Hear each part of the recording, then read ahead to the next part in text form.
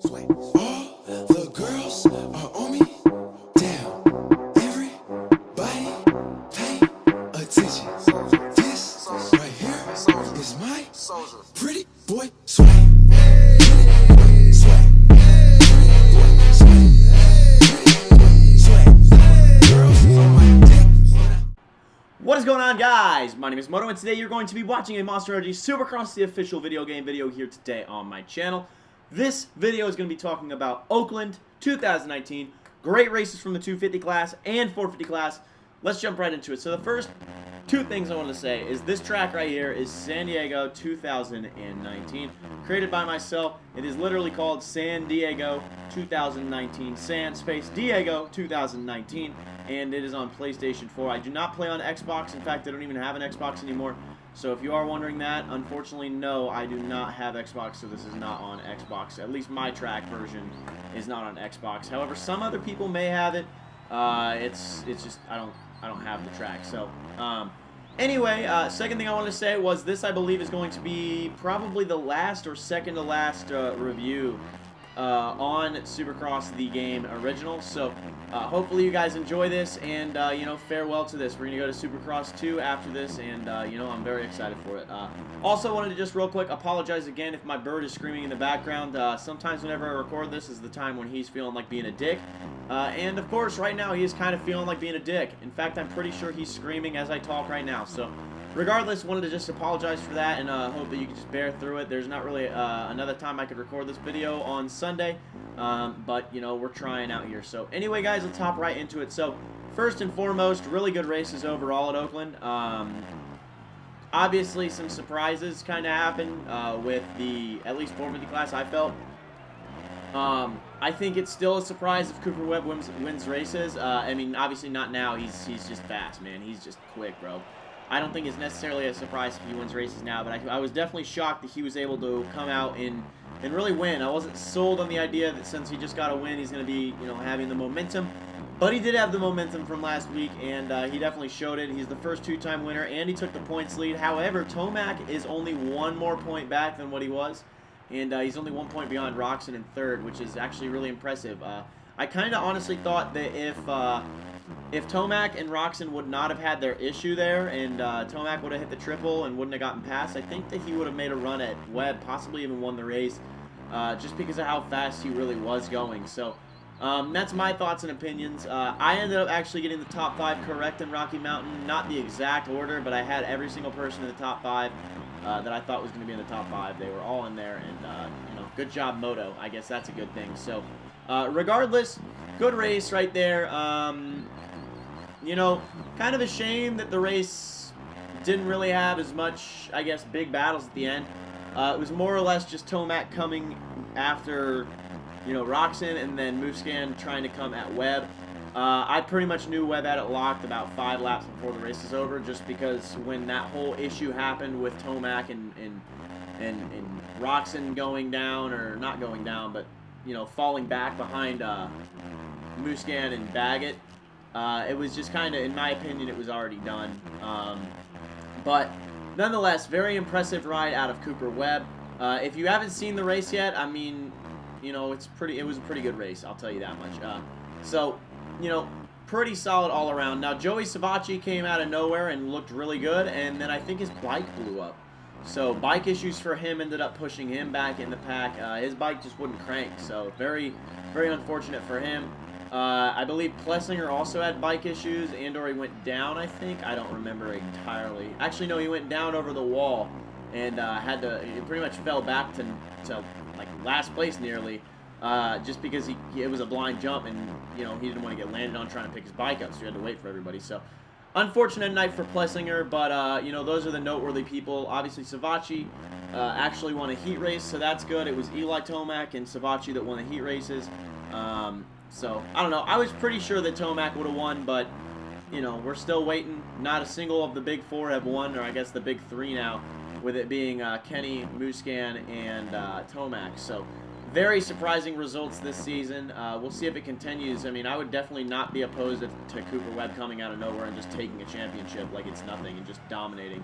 I could see him doing it. He's a quick dude, so that would be extremely entertaining, as well as it would be a very funny story, too, if he was able to capture a 450 title the same year that Adam Cianciarulo captures and/or doesn't capture his final attempt at 250 title, noting their history racing together in amateurs, super minis, and the amateur all-star class. You know, they're supposed to be pretty much huge rivals. Those are like the two biggest rivals in the sport, like I guess to a certain degree. So very entertaining there and all that good stuff. So moving on to the 250s, exciting race. Honestly, in my opinion, it was very exciting. Adam Cianciarulo ended up coming out and taking over the lead right away. Colt Nichols was right behind him. Ferrandis, McElrath, and you know, RJ Hampshire. I feel like Hampshire was there the whole time, wasn't he? No, maybe it was Cameron McAdoo. I was a Geico Honda, I know that. And regardless, very big battle there. Cianciarulo really started out that race looking like the old AC, and it was very scary to a lot of people. Like, a lot of AC fans were nervous because he kept bobbling. His front end was coming up at the end of the whoop section, and it looked like he was going to die in the corners every single time he came out of the whoops. He looked like he was going to slide out all the time, and he finally brought it back. Ended up, you know, holding on to the win, which is huge for him. That means he's only, I think, 3 points down in the points race, moving him up to second or third, I think. Second? Yeah, second. Colt Nichols still holds on to the championship right now with, I think he finished third. And Dylan Ferrandis battled him pretty decently for a second place. So it was very, very entertaining to watch that race. Very fun race to watch. The track was very racy. A lot of fun shit. The big thing was that the lappers kind of determined the finishing positions, really, because once Adam got to the lappers, it just seemed like it was not going to be possible for them to catch him because he was able to kind of manipulate it. I felt like he played the lappers really well. He passed them in corners and pass them in sections where it's kind of narrow, and if you don't pass them entirely, it can be really bad in the corner, and it just kind of slowed everybody else down. I think Ferrandis started to try to make a run at the end, but then AC kind of just turned it up just enough to the point where Ferrandis couldn't catch him, and obviously the rest is history. Adam Cianciarulo ended up winning the 250 class, which was large and in charge. That was my prediction, that Adam was going to come out of nowhere and win this race again. So he's the first two-time winner of the season, and you know, I would not be surprised if he comes out next week and does the same thing.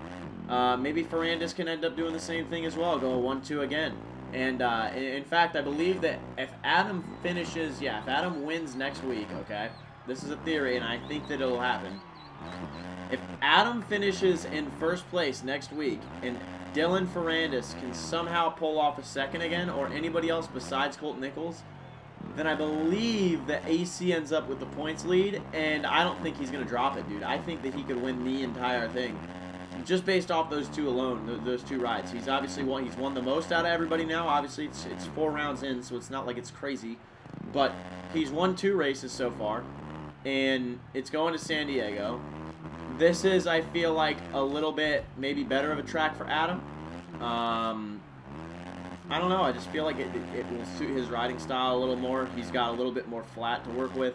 Of course, we don't know what the exact track's going to look like, but it just seemed like Adam really works well in those high-speed tracks, and I feel like this is going to be one of those high-speed tracks based on the fact that the rhythms aren't crazy large. And, I don't know, I'm just excited for this next race. I'm really excited to, you know, I can't wait. So, anyway, guys, that's really my review. I think the races were really good. Notable mentions in the 250. Jacob Hayes is killing it. Dude is just, man, so good. He really is good, and I'm very impressed with him. I watch Pulp, so I'm also rooting for him all the time. Or I listen to Pulp, I should say. I don't watch it. But anyway, guys, hopefully you did enjoy this video. If you did, hit that like button. Comment down below what you thought about the race and what your predictions are for the next race, which is San Diego. Track's probably going to look pretty similar to this. I would imagine there's actually going to be a wall right after the finish line instead of a double. And this is probably going to be more of a rhythm section like there was in Oakland at the beginning of the race. So, my predictions for next week: Adam Cianciarulo to win, Eli Tomac to win. Podiums for both, I think, are going to be Eli Tomac, Ken Roczen, and then Marvin Moose. No, Cooper Webb. I think that's going to be the podium there. And then I also believe in the 250 class, it is going to be AC Dylan Ferrandis and Colt Nichols again. possibly Shane McElrath in third, but I don't see AC off the top step of the podium again. I really don't. I think that if Tomac can get a good start, he will just dominate. So it's been a little bit since he's got a good start too. I mean, so that's my personal opinion and all that good stuff. So anyway, guys, hopefully you did enjoy this video. If you're new to the channel, please hit that subscribe button.